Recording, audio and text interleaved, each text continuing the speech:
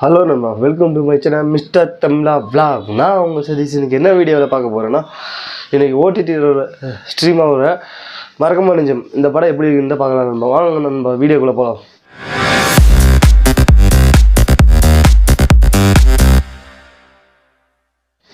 மறக்காம நெஞ்சம் இந்த படம் பார்க்குறப்ப எனக்கு நெஞ்சமாக மறந்துருச்சுன்னு சொல்லலாம் நண்பா. அந்த மாதிரி தான் ஒரு படம், அந்த மாதிரி தான் கதைக்கலாம் நண்பா. இந்த படத்தோட கதையை பற்றி சொல்லணும்னா, ஒரு ஸ்கூல் பையன் ரக்ஷன் இன்னொரு பொண்ணை காதலிக்கிறான் நண்பா. அப்படியே அந்த பொண்ணை ஸ்கூலில் காதலிக்கப்போ காதலிக்கிற நண்பா. அது இப்படியே கட் பண்ணால் ஒரு 10 வருஷம் கழித்து பார்த்தா எல்லோரும் ஸ்கூலில் படித்தவங்க எல்லோரும் வேலைக்கு போயிட்டாங்க நண்பா. ஆனால் 10 வருஷம் கழித்து பார்த்தீங்கன்னா 2008 பேட்ச் படித்த 10th படித்த பசங்க ஏதோ ஃப்ராட் பண்ணி எக்ஸாம் எழுதி பாஸ் பண்ணிட்டாங்க. மறுபடியும் எக்ஸாம் வைக்கணும்னு மறுபடியும் எல்லோரும் ஸ்கூலுக்கு வராங்க நண்பா. மறுபடியும் ரக்ஷன் வந்து அந்த பொண்ணை காதலிச்சானா இல்லையா, இதுதான் கதை நண்பா. இந்த படத்தோட கதை சுத்தமாக வேஸ்ட் நண்பா.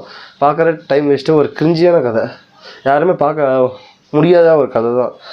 ஏன்னா எல்லா படத்தையும் மிக்ஸ் பண்ணி எடுத்துக்கிறாங்க நண்பா. 96 இன்னும் பல படங்கள்ல வந்து உருவிக்கிறாங்க நண்பா. இதான் ஷார்ட்டாக சொல்ல போனால்.